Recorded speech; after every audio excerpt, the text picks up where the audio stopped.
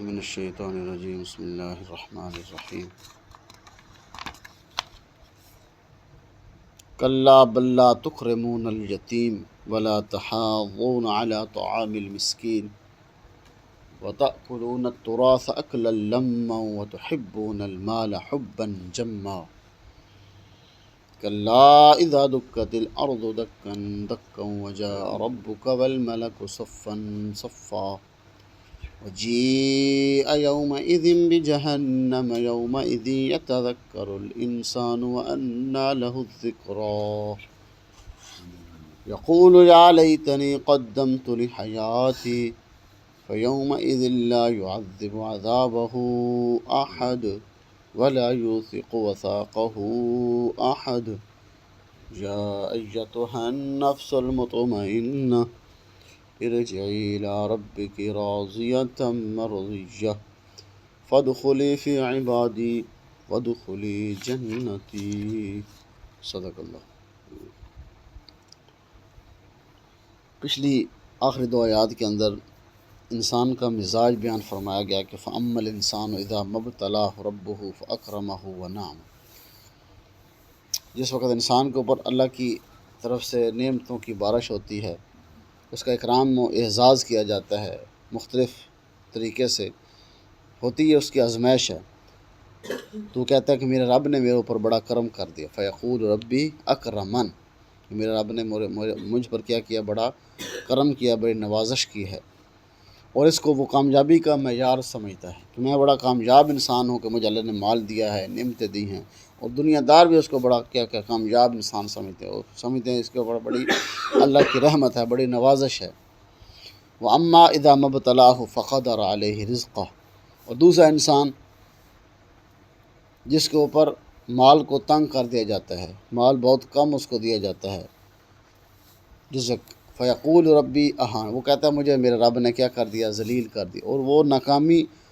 تنگ دستی اپنے اوپر وہ سوار کر لیتا، وہ سمجھتا ہے میری ناکامی کا ذریعہ یہی ہے کہ مجھے مال کم دیا گیا ہے۔ جس کے پاس مال زیادہ وہ سمجھتا ہے میں کامیاب انسان ہوں، جس کے پاس مال نہیں ہے، تنگی ہے، اس کو لوگ بھی کیا سمجھتے ہیں کہ یار اس کے اوپر کا کوئی جس نے ایسا گناہ کیا ہے، اور جس کی وجہ سے اس کو ایسی تنگی ہے، ایسی تکلیفیں، ایسی مصیبتیں اس کے اوپر آتی ہیں۔ یہ ضروری نہیں کہ انسان گناہ کی وجہ سے اس کے اوپر مصیبتیں آتی۔ اب انبیاء علیہ السلام تو گناہوں سے معصوم ہوتے ہیں، یعنی ان کے اگلے پچھلے سارے گناہ اللہ نے معاف کیے، بلکہ ہوتے ہی نہیں گناہ۔ تو اب انبیاء علیہ السلام پر کتنی مصائب آتے ہیں، کتنی تکلیفیں آتی ہیں، کتنی پریشانیاں آتی ہیں، اس کا مطلب یہ نہیں ہوتا کہ انہوں نے گناہ کی، یہ اللہ کی طرف سے کیا ہے، آزمائشیں ہیں، یعنی مال کا مل جانا یہ کامیابی کی دلیل نہیں ہے۔ اسی طرح مال کا کم ہو جانا، تنگ دستی آ جانا، فقر آ جانا، فقیری تنگ دستی انسان کے اوپر آ جانا، یہ کوئی انسان کی ناکامی کا ذریعہ نہیں ہے، یعنی انسان کی ناکامی اس کے اندر نہیں ہے، بلکہ یہ تو دونوں طریقہ اللہ نے آزمائے ہیں، مال دے کے بلا آزما لیتے ہیں، کسی سے مال لے کے آزما لیتے ہیں، یہ اللہ کی دونوں آزمائش کے طریقے ہیں۔ اور یہاں سے فرمایا کلا بل لا تکرمون الیتیم، ہرگز ایسا نہیں جس طرح تم سمجھتے ہو، یعنی مال کا آ جانا کامیابی، مال کا نہ چلا جانا ناکامی، ہرگز کلا، ہرگز ایسا نہیں ہے، بل لا تکرمون الیتیم، بلکہ تو تم مال کی محبت میں ایسے ہو، کہتے ہیں بل لا تکرمو، تم تو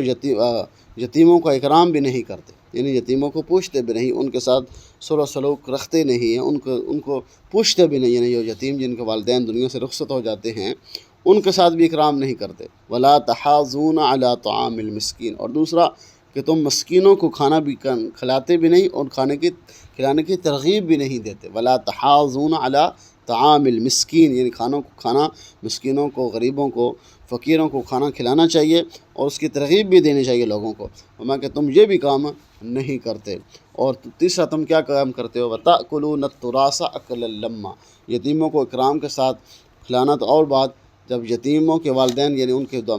والدین رخصت ہوتے ہیں اور وہ چھوٹے ہوتے ہیں، تم کیا کرتے ہو، وَتَأْكُلُونَ التُّرَاثَ أَكْلًا لَمًّا، ان کا سارا مال میراث کا سمیٹ کے خود ہڑپ کر جاتے، خود کھا جاتے ہیں، ان کو تو دور، ان کو ساتھ سلوک کرنا دور کی بات ہے، بلکہ ان کا مال بھی کیا کرتے ہو، تم کھا جاتے ہو، سمیٹ کے کھا جاتے ہو، سارا ہی کھا جاتے ہو۔ تم یہ بھی نہیں دیکھتے کہ ان کی پرورش کیسی ہوگی، ان کا مال، یہ تو ان کے والدین کا مال تھا جو ان کے والدین دنیا میں سے چلے گئے، رخصت ہو گئے، چھوڑ کے چلے گئے ہیں۔ تم کیا تیسرے تمہارے اندر یہ بری بات ہے کہ تم میراث کا مال بھی چھوڑتے نہیں ہوں۔ اور اس کی وجہ اللہ نے وَتُحِبُّونَ الْمَالَ حُبًّا جَمًّا کہ تمہارے اندر مال نے ڈیرے جمائے ہوئے ہیں، کہ تم محبت کرتے ہو مال سے، نہ یتیموں کا پوچھتے ہو، نہ مسکینوں کو کھانا کھلاتے ہو، نہ میراث کا مال چھوڑتے ہو۔ وَتُحِبُّونَ الْمَالَ حُبًّا جَمًّا اور تمہارے اندر کیا ہے؟ مال ہی مال ہے۔ اور حدیث کے اندر آتا ہے الدنیا دارو من لا دار لہ کہ دنیا تو اس کی ہے کیا جو دنیا کو چاہتا ہے، دنیا جس کے پاس کچھ نہیں، اور وہ مالا ملا مال لہ مال تو اس کے لیے ہو جس کو جو دنیا کو مال سمجھتا ہے، اور ولہا یجمع ملا عقل لہ اور دنیا وہ جمع کرتا ہے جس کے اندر عقل ہی نہیں ہے۔ جس کے اندر کیا آتا ہے کہ دنیا اس کے لیے ہے جو دنیا کو چاہتا ہے، اور مال اس کا جو مال کو چاہتا ہے، مال کی محبت اس کے دل کے اندر ہے۔ اور ولہا یجمع ملا عقل لہ دنیا اور مال وہ جمع کرتا ہے جس کے اندر عقل نہیں ہے، یعنی اس کو پتہ بھی ہے ہر چیز چھوڑ کے چلی جانی ہے، پھر بھی وہ یتیموں کا، مسکینوں کا، غریبوں کا مال ہڑپ کر کے چلا جاتا ہے، لیکن اپنی آخرت بھی کیا کرتا ہے؟ وہ خراب کرتا ہے۔ کلا ہرگز ایسا نہیں ہو سکتا کہ یہ ہر چیز کیا ہوگی؟ اذا دکت الارض دکن دکا تمہارے بھی کام نہیں آگے جو تم جمع کر کے اکٹھے کر کے بینک بیلنس بنا کے چلے گئے ہو۔ کلا حلال مال کے طریقے سے اور چیز ہے، لیکن یتیموں کا، مسکینوں کا، فقیروں کا، پڑوسیوں کا، اس طرح جس کا بھی مال ہوا وہ کھا جاتے ہو، ہرگز ایسا نہیں ہے کہ تمہارے ساتھ ہمیشہ نہیں رہے گا۔ اذا دکت الارض دکن دکا جب وہ دن آئے گا تو ہر چیز زمین کیا ریزہ ریزہ ہو جائے گی، چورا چورا کر دی جائے گی، چاہے محلات ہیں، چاہے وہ درخت ہیں، چاہے وہ پہاڑ ہیں، چاہے وہ زمینیں ہیں، کوئی چیز بھی ہے۔ فما دکن دکا وہ چورا چورا ہو جائے گی۔ وجاء ربک والملک صفا صفا جس وقت تمہارا رب آئے گا، یعنی مطلب جب تمہارے رب کا حکم آ جائے گا، یعنی قیامت کا دن آ جائے گا، تو اس دن کیا ہوگا؟ والملک صفا صفا سارے فرشتے اپنی اپنی ڈیوٹیاں چھوڑ کے جو ڈیوٹی اللہ نے اس کے صفا کیا ہے؟ صف بنائے باندھے اللہ کے سامنے ہاتھ باندھے کھڑے ہوئے ہوں گے۔ اور وجیء یومئذ بجہنم اور جہنم بھی لائی جائے گی، میں کہ جب جہنم کو لایا جائے گا 70,000 فرشتے اس کو کھینچ رہے ہوں گے، اور 70,000 فرشتے اس کی باغیں ہوں گے، یعنی جو رسیاں اس کو ڈالی جائیں گی، اور ہر رسی کے ساتھ 70,000 فرشتے ہوں گے۔ اتنی بڑی وہ جہنم جب لائی جائے گی لوگوں کے سامنے، یومئذ یتذکر الانسان اس دن انسان سوچے گا، سمجھے گا یہ تو واقعی وہ چیز آ گئی جس کا میں انکار کرتا تھا۔ یومئذ یتذکر اس دن انسان کو سمجھ آ جائے گی، وَأَنَّىٰ لَهُ الذِّکریٰ لیکن اب وہ سمجھ کیا فائدہ دے گی؟ اب وہ عقل کیا فائدہ دے گی جس وقت ہر چیز کیا ہے؟ انسان کے سامنے ہو جی، اب اللہ کا رب کا حکم بھی پورا ہو جائے گا، اس دن جہنم بھی سامنے ہوگی، اس دن انسان سوچے گا یقول یا لیتنی قدمت لحیاتی کاش میں اپنے لیے کچھ آگے بھیج دیتا، یعنی میں تو دوسرے کا مال بھی کھاتا رہا ہوں، یتیموں کا، مسکینوں کا، فقیروں کا،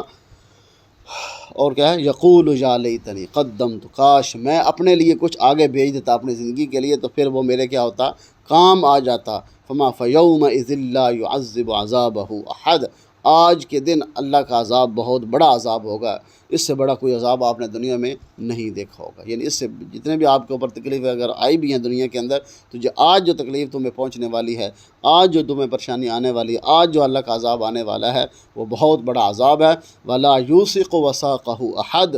اور اس کی جکڑ بہت سخت ہوگی، اس جیسی جکڑ کوئی نہیں ہے، یعنی اس کے بندش جیسی کوئی بندش نہیں ہوگی، یعنی اس کے بندش جس طرح دنیا کے اندر بھی تمہیں کہیں جکڑا ہوا ہوگا، لیکن کیا جو اس دن تم جکڑے جاؤ گے، فرشتے تم جکڑیں گے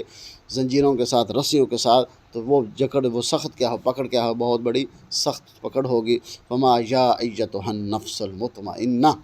اے نفس مطمئنہ ارجعی لوٹ جا اپنے رب کی طرف، راضیۃ مرضیہ تو بھی راضی ہے اور تیرا رب بھی تجھ سے راضی، یعنی جو نفس مطمئنہ ہوگا، یعنی جب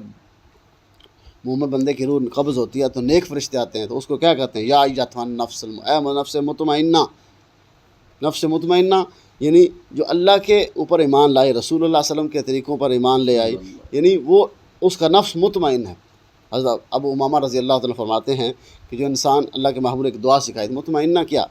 کہ اللہم انی اسألک نفسا مطمئنہ تؤمن بلقائک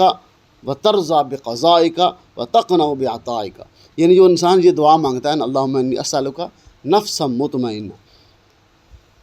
تؤمن بلقائک جو اللہ کی ملاقات پہ ایمان رکھتا ہے، وترضى بقضائک یعنی جو اللہ نے تمہیں دے دیا اس پہ راضی ہو جاتا ہے، وتقنع بعطائک اور جو مل گیا اس پہ قناعت کرتا ہے، تو جو انسان یہ دعا پڑھتا ہے اللہ اس کو نفس مطمئنہ عطا فرماتا ہے کہ پھر وہ چوری چکاری جھوٹ چغری یعنی اس طریقے سے پھر مال وہ نہیں کماتا بلکہ وہ حلال مال ہی کماتا ہے۔ تو کیا روح جب قبض کرتے ہیں وہ فرشتے تو کیا کہتے ہیں، یا ایتھا النفس المطمئنہ، اے نفس مطمئنہ، یعنی جو دنیا کے اندر بھی اللہ کے فیصلوں پہ راضی رہی، جو اللہ نے دے دیا اس پہ قناعت کرتے رہی، یعنی چوری سے مال نہیں کمایا، جھوٹ سے مال نہیں کمایا، فریب سے مال نہیں کمایا، کسی کا حق یتیموں مسکینوں کا حق بھی نہیں کہا، کسی کا حق بھی نہیں دبایا، وہ ہے نفس مطمئنہ۔ ارجع، اس کو کیا فرشتے کہتے ہیں، ارجعی، لوٹ جا اپنے رب کی طرف، الی ربک راضیہ، اس حال کے اندر لوٹ کہ تو اپنے رب سے راضی ہوگا، مرضیہ، اور وہ بھی رب تیرا بھی تو اس سے کیا ہوگا، راضی ہوگا۔ اور اس کو کیا کہا جائے گا، فادخلی فی عبادی، میرے بندوں میں داخل ہو جا۔ اب بندے کس کہتے ہیں، بندہ بندگی اس کے ہے، بندہ بندگی سے یعنی جو اللہ کی بندگی کرتا ہے، ہر حکم کو بجا لاتا ہے، جو حکم جس وقت آ گیا اس کو کیا اس کی اللہ کے محبوب صلی اللہ علیہ وسلم کے حکم کی تعمیل کرتا ہے،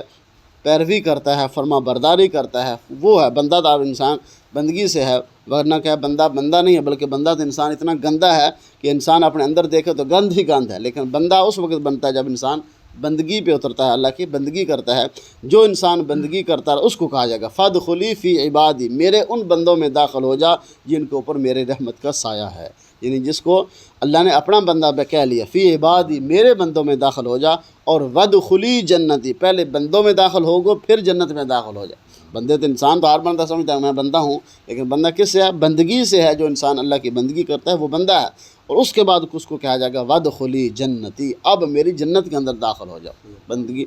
یعنی جنت کس کے لیے ہے، اللہ نے اپنے بندوں کے لیے بنائی ہے، لیکن جو جھوٹ سے فریب سے یتیموں کا مال کسی طریقے سے بھی کھاتے ہیں کہ ان کے لیے یعنی ان کو بھی کیا ہے وارننگ دی گئی ہے کہ اس دن تمہیں کیا ہوگا، پچھتاوا ہوگا۔ اس دن ہر بندے کو پچھتاوا ہوگا کہ کاش ہم دنیا کے اندر اللہ اپنے لیے آگے کچھ بھیج دیتے، وہی کام آئے گا، کیونکہ اس دن تو ہے کوئی سفارش نہیں چلے گی، کوئی رشوت نہیں ہوگی، کوئی چیز نہیں ہوگی۔ اس لیے انسان کو چاہیے کیا کرے، اپنے لیے اچھے اعمال کر کے جائے تاکہ کل قیامت کے دن ہمیں بھی نفس مطمئنہ کر کے پکارا جائے، اور ہم بھی اللہ ہمیں اپنے بندوں میں داخل کرے، اور اس کے بعد اپنی جنت کے اندر ہمیں داخل فرمائے۔ اللہ